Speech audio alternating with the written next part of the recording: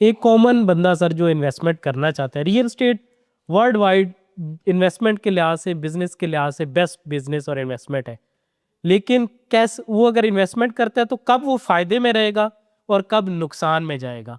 जब आप real estate में इन्वेस्ट करेंगे तो आपको नुकसान कभी भी नहीं होगा। जब आप रियल स्टेट में इन्वेस्ट करेंगे तो नुकसान नहीं होगा। जब आप रियल स्टेट से हटेंगे, अब देखें ना, एक फॉर एग्जांपल एक चीज़ है, एक सोसाइटी आ गई वो फाइल बेच रही है, लेकिन उनका कोई बैकग्राउंड नहीं है, उनकी कोई लेजिसी नहीं है, उनके पास ज़मीन नहीं है, आपने वहाँ पे इन्वेस्ट किया तो फिर आप नुकसान खाते हैं। आपने चलते फिरते, मामू ने कहा प्लॉट ले लो, आपने ले लिया, आपने कहा कज़न ने कहा यार एक फाइल मैं भी ली, तू भी ले ले। चलते फिरते जब आप इस तरह करेंगे, तीसरी चौथी बात यह है कि आप जब ये नहीं देखें कि यार जिस बंदे से मैं प्रॉपर्टी खरीद रहा हूँ उसकी क्या लेजिसी है। देखिए, एक फाइल आपको चलता फिरता बंदा भी देता है, एक प्रॉपर्टी हम आपको देते हैं। अब हम बैठे हुए, हमें समझ बूझ है कि लोग को कहाँ पे इन्वेस्ट कराना है, पूरा एक पोर्टफोलियो बनाना पड़ता है कि यार इस बंदे का 20 लाख रुपए कैसे कैसे इन्वेस्ट होगा तो इसको फायदा होगा। सो जब तक आप प्रोफेशनल लोगों के साथ नहीं चलेंगे, देखिए ना, नीम हकीम वबाले जान, तो जब आप नीम प्रॉपर्टी डीलर या नीम प्रोजेक्ट्स के अंदर इन्वेस्ट करेंगे तो आपको नुकसान होगा। दूसरी बात यह है कि right time to in sell और राइट टाइम टू बाय, हमारा ये कंसेप्ट लोगों के जहनों में नहीं है। देखिए आज रियल स्टेट डाउन है, ये खरीदारी का टाइम है, लोग क्या कर रहे हैं, बेच रहे हैं। जब ये ऊपर चला जाता है सब खरीदने आ जाते हैं। खान साहब के दौर में रियल एस्टेट ऊपर गई, सबने खरीदा। 2017 में ऊपर गई, सबने खरीदा। 2006 में मुशर्रफ बूम आया, सबने खरीदा। नीचे आती है तो कोई नहीं खरीदता, ऊपर जाती है तो सब खरीदते। महंगा सब खरीद लेते हैं, महंगा सब कोई नहीं खरीदते। खरीद। सर फाइल्स 20-20 लाख प्रॉफिट भी थी, सब खरीदे थे। आज 2 लाख माइनस को कौन है, लो कहता है नहीं। तो ये हमारे लोगों का भी एक फ्लॉ है। जब नीचे चीज जाती है लोग खरीदते हैं। पूरी दुनिया में ऐसी होती है, नीचे गई चीज उठा खरीदी प्रॉफिट पे जाके बेच दी, ये प्रॉफिट पे खरीदते हैं और लो में आगे बेचते हैं, तो झगड़ा तो फायदा हो सही। ये बेसिकली असल में मसला यही पे आता है। मसला यही है। सर रियल एस्टेट में आपका हीरो कौन है? रियल स्टेट में एक ही बंदा है जो पाकिस्तान को, जिसने रियल स्टेट की पहचान दी, बिल्कुल।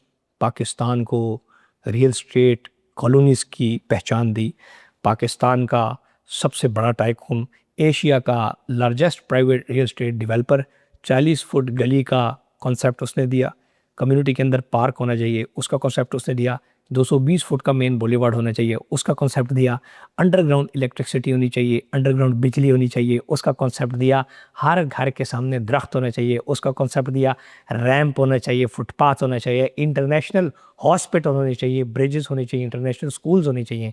और एक यूरोपियन स्टैंडर्ड का 2002 के अंदर एक बंदा जिसने इस मुल्क को रियल स्टेट सिखाई, उसका नाम है मलिक रियाज। और वो इस रियल स्टेट, वो हमारे लिए सिर्फ हीरो नहीं है, वो आजकल यूएई वालों के लिए भी हीरो है। हमारा इशू ये है कि जहाँ पर एक बंदा बहुत बड़ा काम करे हम उसको सपोर्ट नहीं करते। और आज भी मलिक रियाज साहब जो अब पाकिस्तान से बाहर काम कर रहे हैं, हमारी यही ख्वाहिश है कि वो इस मुल्क में काम करें। और हम इसी में लगे हुए हैं, हम इसी के ऊपर लोगों को भी, इन सब जितनी पार्टीज आपस में क्लैशेस हैं, कि इस मुल्क का सोचें कि जब वो वहाँ पे प्रोजेक्ट करेगा यूएई के अंदर तो कितना बड़ा मल्टी बिलियन पाकिस्तानी रुपीस यहाँ से उड़ के वहाँ जाएगा। सो हमें इस मुल्क के अंदर काम करने, अगर इस बंदे ने एक अच्छा काम किया तो उससे गलतियां भी हुई ना, गलतियां हुई हैं, उनको रास्ता दे। आज कितने सियासतदान इस मुल्क में हैं जिन्होंने पाकिस्तान के बड़े बड़े ब्लंडर्स मारे हैं, जिन्होंने बड़े बड़े करप्शन केसेस हैं, क्लियर हो गया ना। तो अगर उससे भी कोई गलती हुई है, रास्ता दरमियाना निकाले और आए, उसको बैठा। जब मुल्क में बंदा बैठेगा तो इफेक्टिव्स के मामलात भी क्लियर होंगे, और अगर किसी के पैसे देने तो देगा।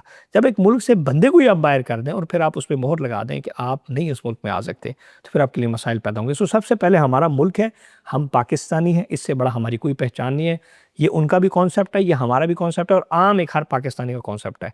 सो हमें इस मुल्क के अंदर आपस में सबको मिलना चाहिए, काम करना चाहिए, एक दूसरे को सपोर्ट करना चाहिए, बजाय ये कि हमारे हीरोज़ को लोग इस्तेमाल करें। और वो पैसा जो इस मुल्क के अंदर कमाया गया वो इस मुल्क में वापस लगेगा तब जब आप थोड़ी सी उनको रिस्पेक्ट देंगे तो पैसा वापस आएगा, डंडा देंगे तो पैसा बाहर चला जाएगा। So this is the concept. So Malik Riyaz real estate field के हीरो हैं, और इसके अलावा तो और बहुत सारे इस मुल्क के हीरोज़ हैं।